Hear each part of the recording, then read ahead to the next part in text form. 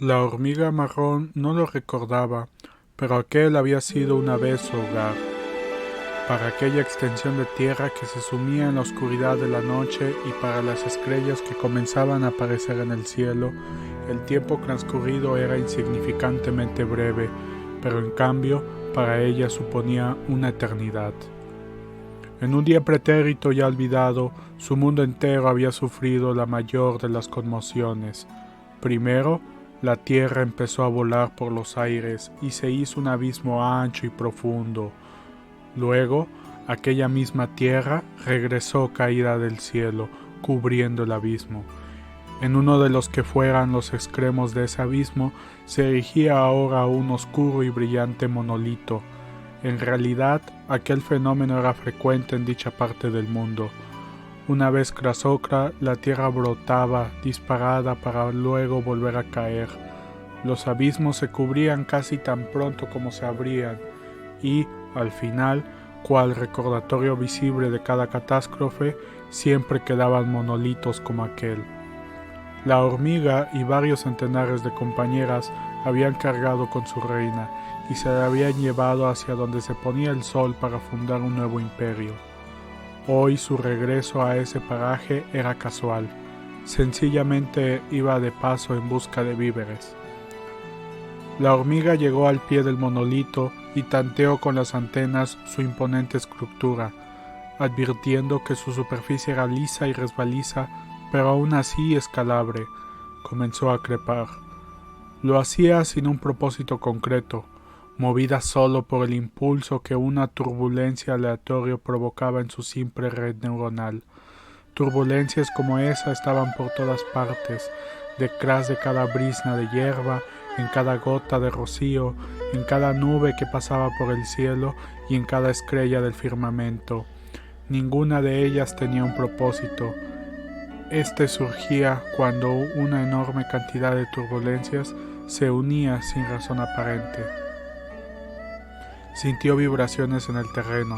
Por el modo en que se intensificaban, supo que se aproximaba una presencia gigantesca. No hizo caso y continuó ascendiendo. En el ángulo recto que formaban el lado izquierdo del monolito y el suelo había una tela de araña. La hormiga la reconoció como lo que era y rodeó con cuidado cada cabo pegajoso. Al pasar por al lado de la araña, que, expectante y con las patas dobladas, aguardaba en silencio la mínima vibración de su tela. Ambas sintieron la presencia de la ocra. Sin embargo, como venía sucediendo desde tiempo inmemorial, no hubo comunicación entre ellas. Las vibraciones del terreno continuaron creciendo para luego cesar de golpe. El ser gigantesco había alcanzado el monolito, cuya altura superaba con creces y tapaba la mayor parte del cielo. Para la hormiga, la presencia de esa clase de seres no era nueva. Sabía que estaban vivos, que frecuentemente aquella región y que su irrupción estaba estrechamente relacionada con los abismos que aparecían y desaparecían, también con la proliferación de monolitos.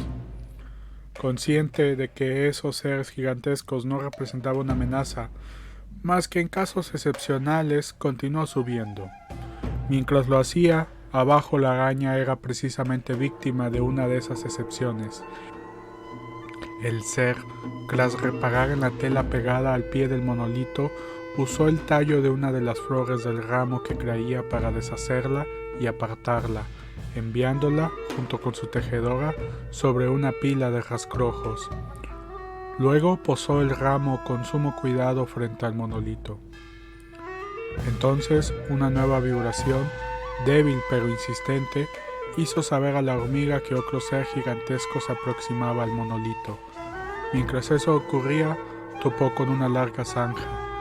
Era una cavidad en la superficie del monolito de textura mucho más rugosa y de un color gris claro. Decidió adentrarse en ella y seguirla, pues al ser rugosa resultaba mucho más fácil de escalar. La zanja tenía sendos cortes en los extremos. El inferior, horizontal y más largo, parecía una especie de base. En el extremo superior el corte formaba un ángulo. Para cuando superó la zanja y volvió a estar sobre la superficie negra, La hormiga se había hecho una idea de su forma. Un número 1. La altura del ser se redujo de pronto a la mitad, quedando más o menos igualada a la del monolito. Era evidente que se había agachado, revelando un pedazo de cielo en el que ya asomaban varias estrellas. Sus ojos observaban la parte superior del monolito, lo cual hizo dudar a la hormiga, que prefirió no entrar en su campo de visión. Optó por cambiar de rumbo y avanzar en paralelo al suelo. Pronto alcanzó una nueva zanja. Al recordar el tacto agradable que había sentido al cruzar la primera y cuánto se parecía su color al de los huevos que solían rodear a su reina, no dudó en adentrarse en ella.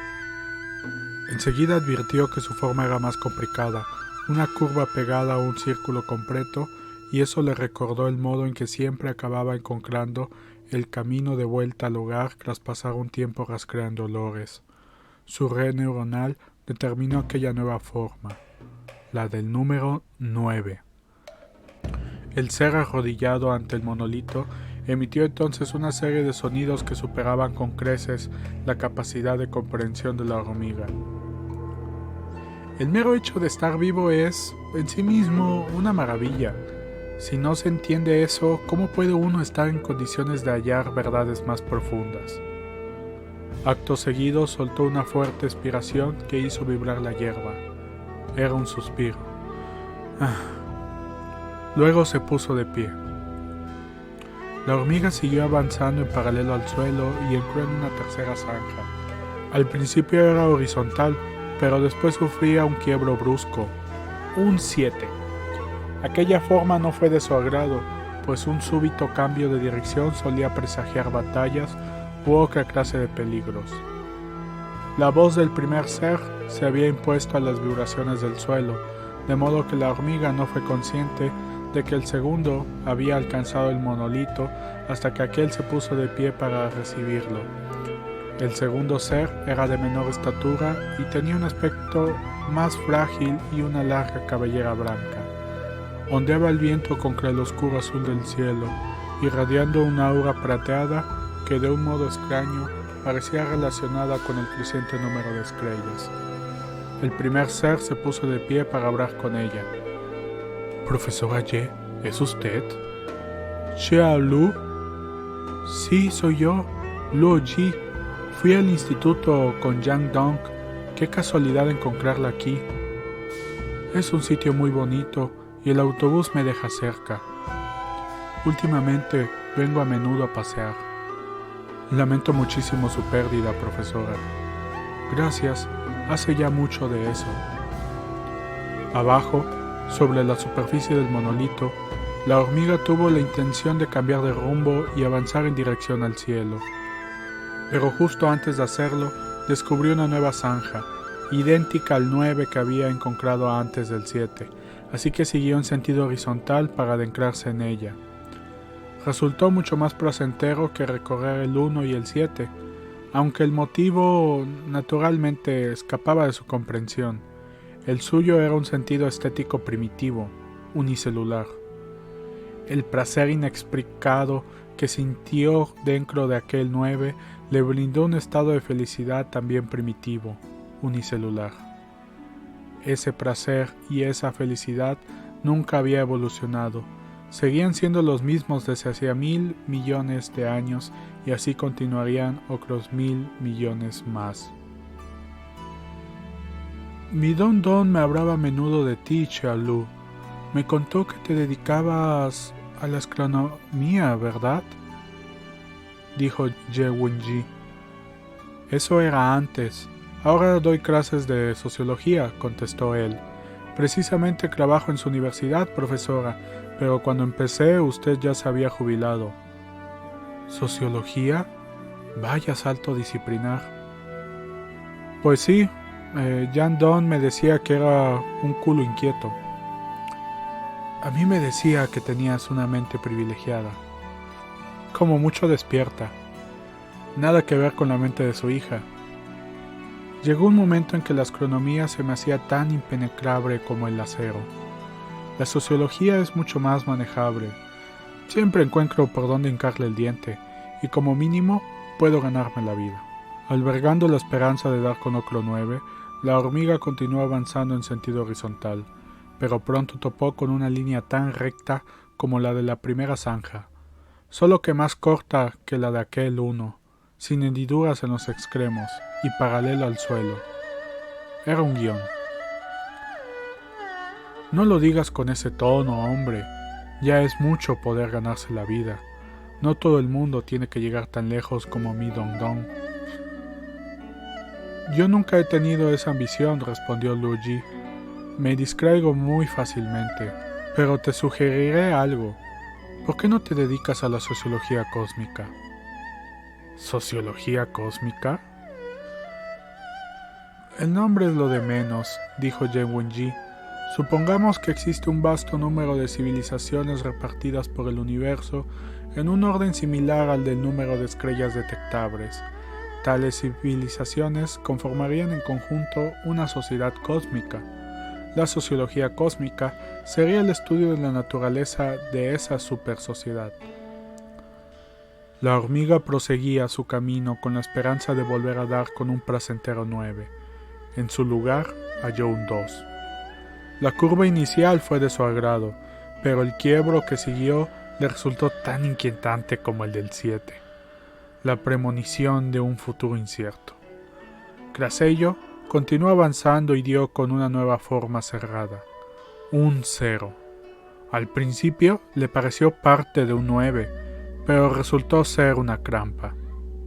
Si bien la vida necesitaba discurrir suavemente, también era preciso que lo hiciera en alguna dirección. Uno no podía regresar siempre al punto de partida. Consciente de ello, y a pesar de que aún quedaban 2 zanjas por recorrer, la hormiga perdió el interés y volvió a ascender en vertical. Pero de momento nuestra civilización es la única de la que tenemos noticias, objetó Luo Ji. Por eso nadie hasta ahora se ha dedicado a este campo, y tú tienes la oportunidad. Profesora, está captando mi interés, siga por favor. Yo creo que podrías combinar tus 2 disciplinas. La estructura matemática de la sociología cósmica es mucho más clara que la de la humana. ¿Sí? ¿Por qué lo dice?, preguntó Luo Ji. Ye Wenji señaló en dirección al cielo. La luz crepuscular seguía iluminando el oeste y aún podían contarse las estrellas. No era difícil recordar cómo era el firmamento antes de que irrumpieran. Una vasta y desolada extensión azul tan vacía como los rostros sin pupilas de las estatuas de mármol. Ahora, en cambio, aun siendo pocas, las estrellas parecían las pupilas del gigante. El vacío se llenaba, el universo tenía vista. Y, sin embargo, el hecho de que las estrellas fueran tan ínfimas, meras luces plateadas y brillantes, parecía insinuar cierta reticencia por parte del escultor del cosmos, como si, al tiempo que deseaba proporcionarle pupilas, hubiera temido dotarlo de vista. Como resultado de aquella mezcla a partes iguales de temor y deseo, el contraste entre la insignificancia de las estrellas y la inmensidad del espacio constituía todo un aviso de cautela. «¿Ves que cada estrella no es más que un punto?», dijo ella. «Las enormes distancias que separan a las distintas sociedades civilizadas del universo se encargan de difuminar los factores de caos y aleatoriedad que puedan hallarse en cada una de sus complejas estructuras, convirtiéndolas en puntos de referencia bastante fáciles de procesar matemáticamente. Pero esta sociología cósmica no tiene un objeto de estudio concreto ni nada con qué experimentar», comentó Luo Ji. «Tus resultados serían puramente teóricos», respondió Ye Wenji. «Como ocurrió con la geometría euclidiana, partirías de unos axiomas sencillos que te servirían de base para acabar derribando todo un sistema. Como ocurrió con la geometría euclidiana, partirías de unos axiomas sencillos que te servirían de base para acabar derribando todo un sistema». «Fascinante. ¿Y cuáles serían los axiomas de una sociología cósmica?» «El primero, que la necesidad primordial de toda civilización es su supervivencia. El segundo, que aunque las civilizaciones crecen y se expanden, la cantidad total de materia del universo siempre es la misma. Antes de que pudiera ascender demasiado, la hormiga notó ante ella una complicada estructura laberíntica formada por muchas ocras zanjas. Sabiéndose sensible a las formas, estaba segura de poder reconocer aquella, aunque fuese nueva, pero la limitada capacidad de almacenamiento de su minúscula red neuronal la obligó a olvidar las formas por las que había deambulado previamente. No le apenó relegar el 9, pues el olvido representaba una constante en su vida. Eran muy pocas las cosas que necesitaba recordar de modo permanente, y todas ellas estaban grabadas por sus genes en esa área de almacenamiento que era su instinto. Después de borrar por completo su memoria, se adentró en el laberinto. Cuando hubo recorrido el último de sus recoveros, una nueva forma se estableció en su sencilla conciencia. Mu, el carácter chino de tumba. La hormiga desconocía tanto el carácter como su significado, y aunque más arriba le esperaba una nueva maraña de zanjas, esta vez algo más simple, para continuar explorando no tuvo otro remedio que borrar nuevamente su memoria y decir adiós al Mu. Entonces entró y recorrió una hermosa línea curva, cuya forma le recordó la del abdomen de un grillo muerto que había descubierto hacía poco. Enseguida se hizo una idea de la nueva estructura. Sí, el modificador posesivo del chino formal. Más adelante, al continuar ascendiendo, topó con otros dos grupos de concavidades. La primera consistía en dos depresiones en forma de gotas seguidas de otro estómago de grillo, el carácter Dong, que significa invierno. La segunda, arriba de todo, se dividía en dos partes bien diferenciadas que, unidas, formaban el carácter Yang, que significaba álamo. Aquel fue el último obstáculo que la hormiga distinguió en su periplo de aquel día. También el único que recordaría de todos cuantos había hallado a su paso, al tener que relegar el resto al olvido. Desde una perspectiva sociológica, estos dos axiomas son impecablemente sólidos, observó Luo Ji. No parece que se le acaben de ocurrir. Llevo pensando en ello casi toda la vida, pero eres el primero a quien se lo cuento. No me preguntes por qué. Ah, y una cosa más. Para poder derivar un esquema general de la sociología cósmica a partir de estos dos axiomas, necesitarás otros dos conceptos importantes, el de cadenas de sospecha y el de explosión tecnológica. ¿Qué términos tan intrigantes? ¿Puede explicarme su significado? Ji Wenji echó un vistazo al reloj. No tengo tiempo, respondió, pero para alguien de tu inteligencia no será difícil averiguarlo. Primero, trata de usar esos dos axiomas como punto de partida de esta nueva disciplina. Si lo consigues, te convertirás en el Euclides de la sociología cósmica. Pues ese nombre me iría muy grande, pero me quedo con lo que me ha dicho e intentaré hacer algo con todo ello. Eso sí, en el futuro probablemente requeriré de su ayuda. Eso no será posible. Mira, por mí puedes hacer lo que quieras, como si decides olvidarte de todo lo que te he dicho. Yo, en cualquier caso, ya he cumplido con mi parte. Adiós, Shaolu. Ahora tengo que irme. Cuídese mucho, profesora. Ji Wenji se perdió en la penumbra, camino de su cita con el destino. En su ascenso, la hormiga había alcanzado una cuenca circular bajo cuya superficie resbaladiza había una imagen extremadamente complicada que su minúscula red neuronal era incapaz de almacenar.